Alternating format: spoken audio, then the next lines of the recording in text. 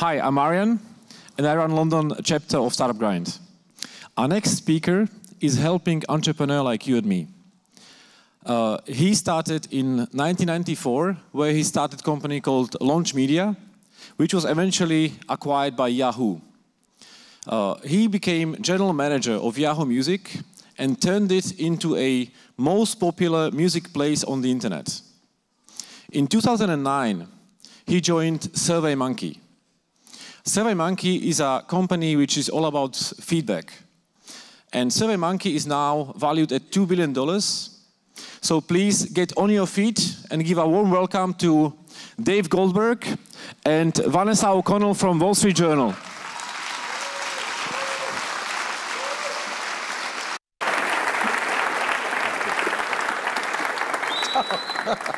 Standing up. All right. Good afternoon, everyone. I'm Vanessa O'Connell. I'm the Entrepreneurship editor at the Wall Street Journal. And we're going to have a little chat with Dave Goldberg. I love Dave's Twitter bio. In reverse order, it says, SurveyMonkey, Benchmark Capital, Yahoo Music, 2 kids, married, Launch Media, Capitol Records, Bain, Harvard. Sort of sums it up, and I like the reverse order aspect.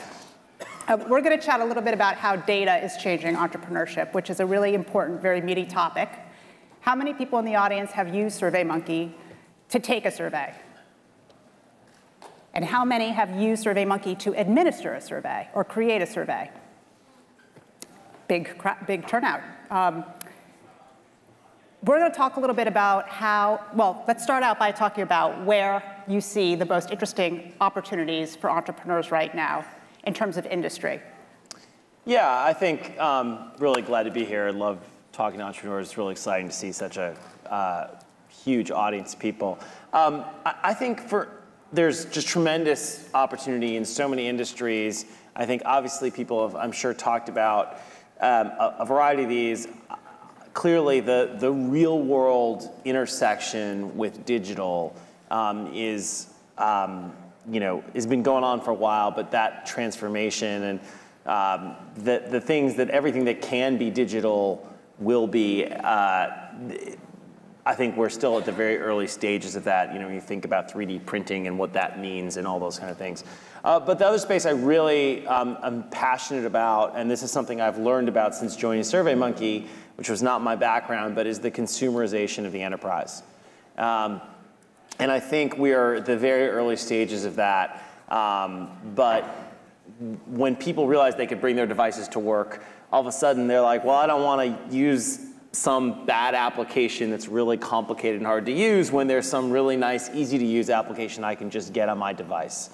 And so we're seeing this trend play out. It's still really early, but whether it's in storage with Drawbacks or Slack, which has gone from nothing to huge usage in a very short period of time, or Expensify expense reports, or even just online travel, which a lot of it is used for work. I think the stuff that the end user is allowed to make the decision on in enterprise is really changing the entire sort of side of that business. So, our company looks like you sign up like a consumer, but you're using it generally for work. I think that is going to be this big trend, and we're still at the early stages of it.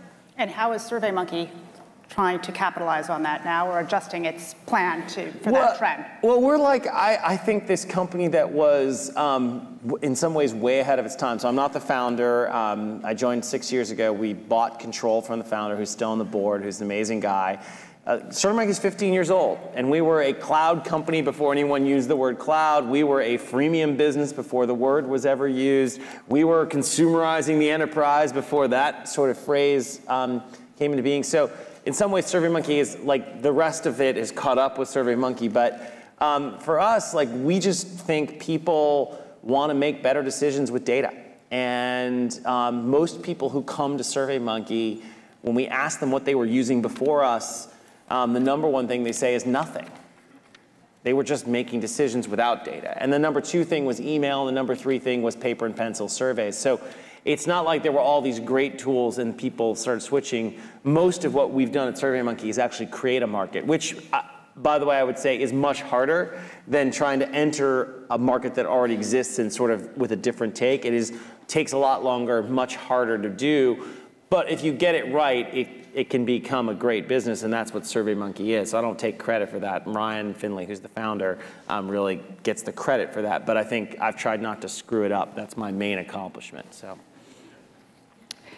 So what are the limitations and drawbacks for entrepreneurs who would like to use data to scale, to grow more quickly? So I think one of the things that people fall into this trap is that all data is good and more data is better. And that just isn't the case. I think one of the problems people have is we have such good access to data now. So I think, we think about this notion of implicit data, which is what people generally think of big data. So behavioral data, things that we can observe based on your behavior on a site or in a mobile app, or what your phone is doing, where you are geographically, sort of all this implicit data. And that data, there's a lot of it, and it's really interesting that it tells you what people are doing, but it doesn't tell you why they're doing it. And we sort of think, you've got to ask them in order to get the why. And I think oftentimes people make decisions just seeing a lot of that behavioral data, and they think, well, this is really working, so I'm just going to do more of it. And they don't understand why people are having that behavior or which people this behavior works for. So I've seen a lot of startups get a lot of traction and a whole bunch of data that says we're on the right path, and then all of a sudden it stalls out. And it stalls out because they had built something that really worked for a very narrow slice of the audience. They hadn't really understood what the broader audience wanted. And sometimes you got to focus as a startup, but sometimes too much focus will kind of lead you astray. And that's a case where the data looks really good for a while until it doesn't. And so I think understanding where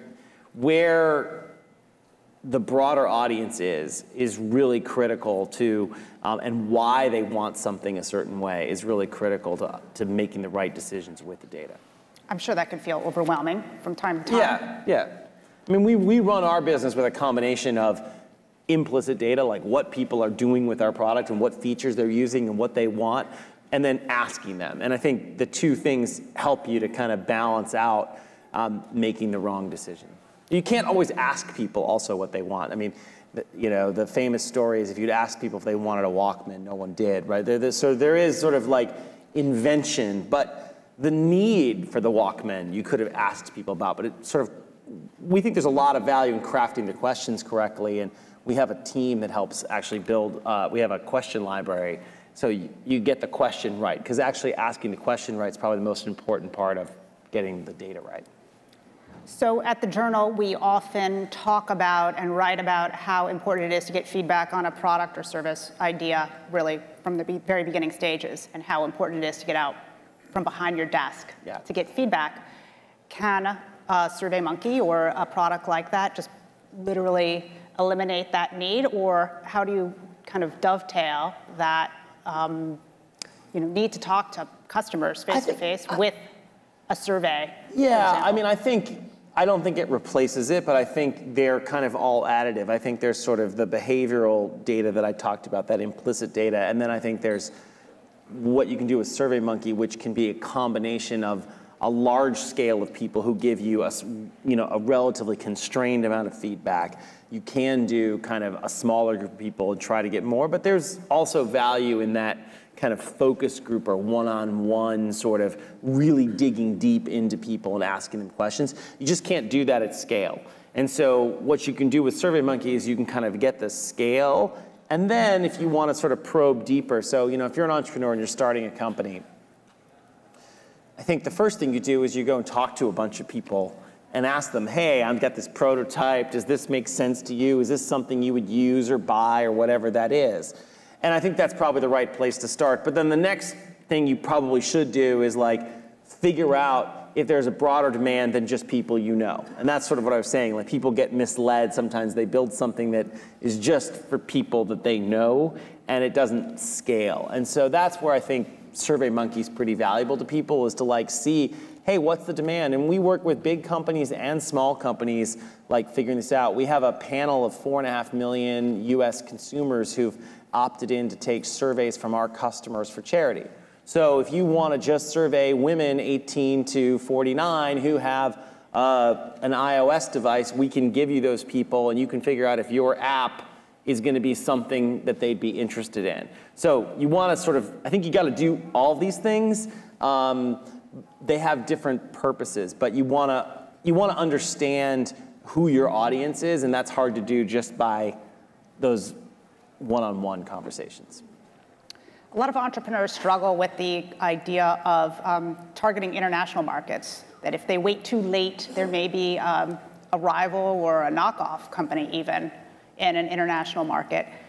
From your putting your entrepreneur hat on, which international markets do you think are most interesting right now, and do you have any recommendations for people about how to go after them, or whether to go after them? Yeah, I think it does vary by type of company and what you're trying to do. I think in this space where I talk about consumerization of the enterprise, like one of the reasons these businesses have gotten so big is that they actually can be international from day one. Like people's work use cases globally are pretty similar.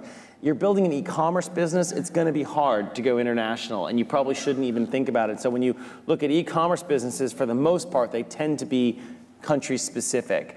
Listings and classifieds type businesses. But games and enterprise apps and a bunch of things actually lend themselves to being international from day one. So I think you need to think about your international strategy at the very beginning, but the timing of it will depend on the type of company you have and industry you're going after. SurveyMonkey was international from day one because anybody could sign up on the web and use it, but it wasn't very easy.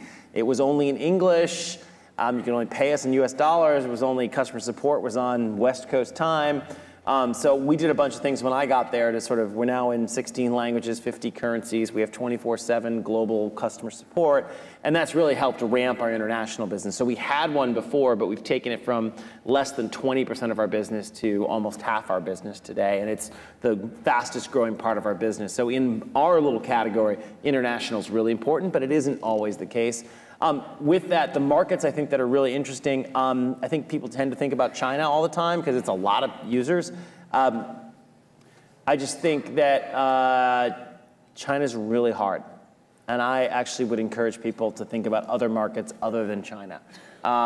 We've had a lot of success in Brazil. Our business in Brazil is about the same size as our business in Germany, which surprises a lot of people. And obviously Germany has less people in Brazil, but is a developed country versus a developing country in Brazil. But a lot of traction, a lot of adoption very quickly. It's a very social country. We've seen it. You know, some other markets that have surprised us are Turkey, Indonesia. So markets with large sets of consumers that are kind of more considered developing countries, but are sort of, they have very high internet penetration, they have very high social usage, and those countries are kind of faster to adopt some of these things than you would expect. And Dave, you're also an active startup mentor and give back to the entrepreneurial community, which is fantastic. Where do you see interesting startup communities forming internationally that are exciting to you as a mentor, as a VC? Yeah, I've been kind of all over the world in the last few years talking to entrepreneurs. I think, you know, I think we could do a survey of all of them and all of you, and we'd find very high degree of agreement on the things that they're facing as challenges and opportunities. I think there's the biggest difference that I see between entrepreneurs here and abroad is frankly around this idea of failure. And unfortunately, most startups fail. It's just a fact. It is what happens. I think here, and particularly in Silicon Valley, but in general in this country, having a failed startup is not a black mark on you. You know, people lost their money, you spent a lot of time on something that didn't work out, but we sort of tend to regard those people as people who've actually been through the war, have experience, their next one's gonna do better. Some of my best friends they're incredibly successful entrepreneurs, all failed at their first 1 or 2 startups. You know, Reid Hoffman is one of the best entrepreneurs and investors out there, but Reed startup failed just like a lot of people. So like failure here is not only accepted, but in some ways honored. And outside the US, failure is a black mark, and people who fail aren't given another chance. And I think that is probably one of the biggest ingredients for our success here. I think the one other thing that people underestimate the value of here is basically the institutional knowledge that's contained in the support organizations. So the lawyers, the accountants, the PR professionals, the investors themselves, but not their money, but just the knowledge base that exists among that group. These are people who've seen hundreds and hundreds of startups. They've seen what's worked and what hasn't worked. And that's how kind of knowledge gets passed along down the line, is through those people. And in other countries that unfortunately they haven't had enough success to have that, and they don't obviously have the network of entrepreneurs. So I think what you're seeing in Brazil and India and China is enough successful local companies getting built that you're starting to see entrepreneurs being able to not only look up at those companies and see success, but that the successful entrepreneurs can then kind of help lead the way for the next generation. So I think the next generation coming out of some of those countries will be really interesting. As CEO of SurveyMonkey, what is your biggest concern for this year, your biggest challenge for 2015? You know, we have a couple ones. I would say for us, what's new for us this year is we're really trying to build our enterprise business. So that's a new thing for us, and we're just trying to sort of figure that out. But my ongoing challenge is just recruiting. In what jobs? In everything, particularly in engineering and product, but also in sales, which is a new thing for us. We really didn't have salespeople until a year ago. It's a real challenge. And so getting great people, I mean, my job is kind of, I got an easy job. I have sort of I'm responsible for the overall strategy for the company, and I really help recruit and motivate the team that we have, and then I help other people do their jobs. That's all I do, basically, and get to come talk to you guys, which is fun. But so that second part, recruiting and motivating the team, it's just hard. It's just a very competitive environment. People are trying to steal our people all the time. You know, we're trying to hire people, and we've gone from 14 people when I started to almost 500 people in the last 6 years. Wow. And we have a lot more growth ahead. It's just a lot of effort to get the right people into the right jobs. And so that's what I worry about, is where do we get those people from? What's your estimate of the number of openings you currently have, for example, or on any given day? I think we're trying to hire 65 people this quarter. Wow. Just this quarter alone, we have more openings than that. So not all of them here, but a lot of them here. And this is the best source of talent in the world, but it's also the most competitive environment, right? So we have offices other places, and we're hiring people other places as well. But yeah, so I think our plan this year is, probably to hire 150 to 200 people. So wow. We're going to hire more people this year than we had the company 3 years ago. Well, we only have a couple minutes left, so maybe you could share with us some do's and don'ts for startup founders, entrepreneurs. Yeah, I mean, I think I said one, which is just, plan for failure and be pleasantly surprised when it doesn't happen, as opposed to the other way around. And think about how you can kind of sustain your runway as long as possible. So I see a lot of founders making I think the wrong trade-off between kind of how much equity they keep versus how much capital they have in the bank. And I would always say to you, capital is easy to get until it isn't. And having been through a bunch of busts, I would rather have a small percent of a big business than a large percent of something that didn't work. And so I think that's something to really think about and really decide, like, do you really care about exactly your ownership, or do you care about making it successful? And I've always erred on that on that basis of like, by the time I took my first company public, I think I owned less than 3% of the company. But I still feel great about that, and it wasn't for me about the money. And I'd say that's the second thing is like, don't be an entrepreneur to make money. It's not the right motivation. It will not get you through the bad days. It will, if you want to make money on a risk-adjusted basis, there's a lot of better things to do. You're probably smart and talented if you're in that entrepreneurial place in the first place. And if you just want to make money, there's a lot of things you can do that are much more likely to get you a bunch of money without the risk. So you got to do it because you love being an entrepreneur and you have this burning passion to do something. Great. Well, thank you so much. Thank you.